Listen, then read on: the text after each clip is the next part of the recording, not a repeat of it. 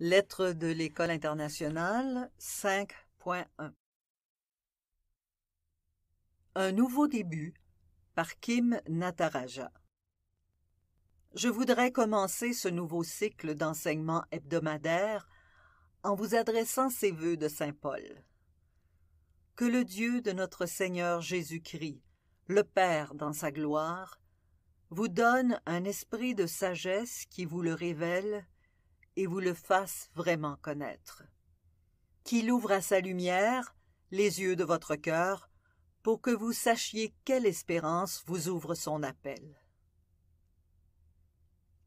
Abba Moïse explique à Cassien et Germain, comme nous l'avons vu, que le but final de la vie spirituelle est le royaume des cieux.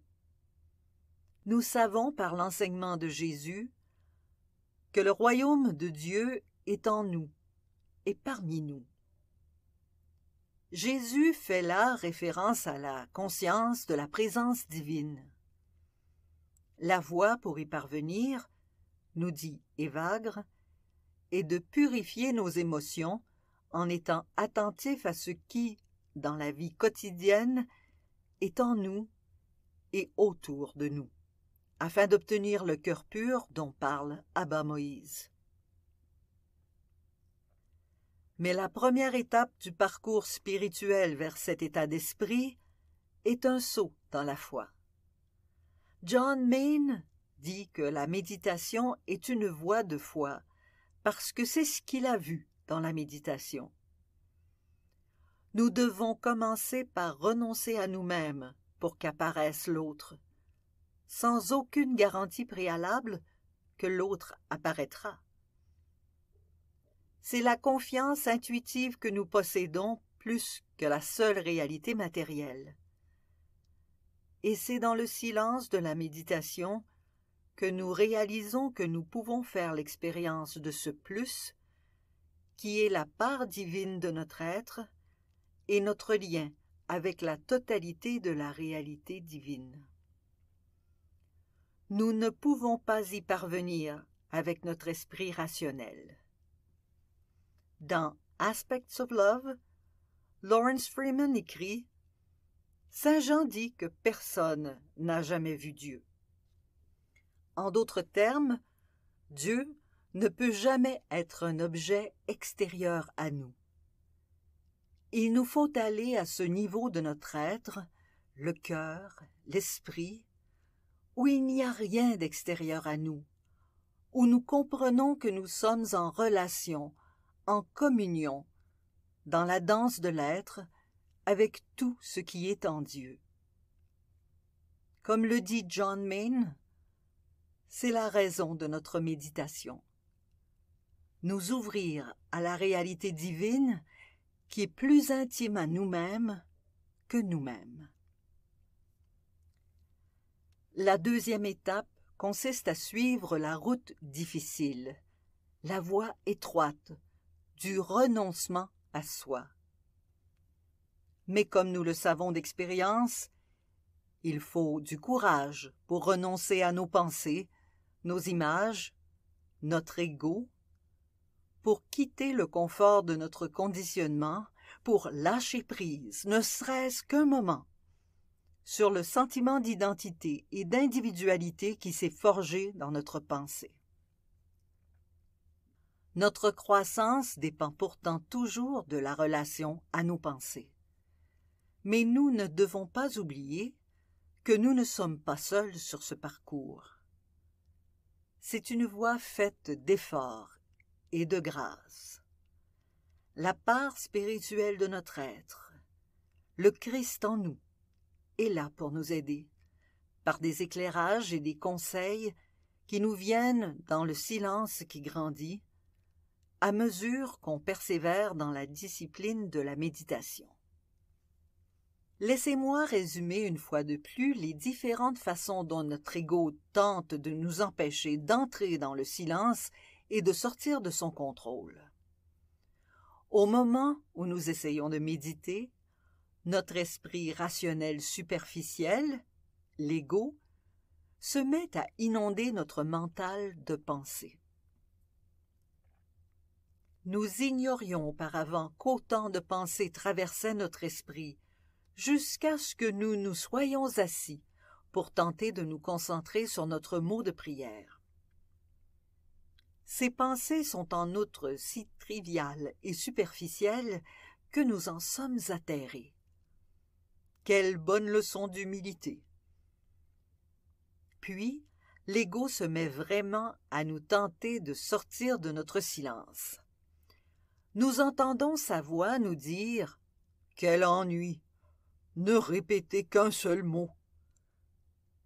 Si cela ne nous arrête pas, vient alors la pensée « Ne t'assieds pas, fais quelque chose. Il vaudrait tellement mieux lire un livre de spiritualité. » Vous méditez encore? Alors vous entendez murmurer « Est-ce vraiment le bon mantra? » Ou même « Est-ce le bon mode de méditation? » Devenir un papillon spirituel paraît le seul vrai moyen d'avancer. Si vous continuez, alors l'ego projette votre frustration sur toutes ses pensées et sur votre sentiment d'échec dans la méditation, et il vous dit « Il faudrait un meilleur responsable de groupe. » Si aucune de ces pensées ne vous a arrêté, celle-ci est très efficace. C'est du nombrilisme. Tu devrais sortir de là pour aller aider les autres plutôt que de t'enfermer sur toi-même. En ce monde, on n'a pas besoin de contemplation, on a besoin d'action. L'attaque finale est le saint sommeil, qui nous fait croire à tort que nous avons atteint la paix et le silence promis. Pourtant, tout ce qu'il faut faire, c'est reconnaître ces étapes et se rendre compte que tout cela provient de l'ego. Ce ne sont que des pensées, pas la vérité. Tout cela alterne avec des périodes de silence qui nous encouragent à persévérer. Nous avons déjà vu comment ce silence peut être interrompu par l'expression d'émotions que vous aviez déjà refoulées de nombreuses fois par le passé. Larmes soudaines, sentiments d'irritation, vagues de colère, ennui, sentiments de sécheresse et d'inutilité. Et l'ego pense alors à jouer son atout. Quel est l'intérêt si tu te sens plus mal après? Le dernier type de pensée que l'ego utilise pour nous empêcher de quitter sa sphère d'influence est le plus difficile, car il s'appuie sur des blessures causées par des besoins vitaux non satisfaits dans notre enfance, réels ou perçus. Dieu ne peut pas t'aimer sans réserve. Tu n'es pas aimable. Par ailleurs, l'amour sans réserve, cela n'existe pas. L'ego joue sur le manque d'amour perçu dans l'enfance. Tout aussi puissante est la question suivante. Ne serais-tu pas en train de faire fausse route, accompagnée de « je ne sais pas si c'est prudent », avec le sentiment que votre contrôle et votre besoin de sécurité vont être compromis. Et si vous n'étiez pas apprécié ou estimé, cette question pourrait fonctionner. Personne ne prie comme ça. Tu es une exception. Et ce n'est pas comme ça que prient mes parents. Je ne peux pas manquer de fidélité à leur égard. Pour finir, avec l'aide de Dieu, la voix de l'ego se calme et on la dépasse. Et c'est alors que la prière de saint Paul peut devenir une réalité pour nous. Les yeux de votre cœur peuvent s'ouvrir à la lumière de Dieu, nous permettant de connaître la réalité divine et de réaliser ainsi qu'elle étreint toute l'humanité et toute la création.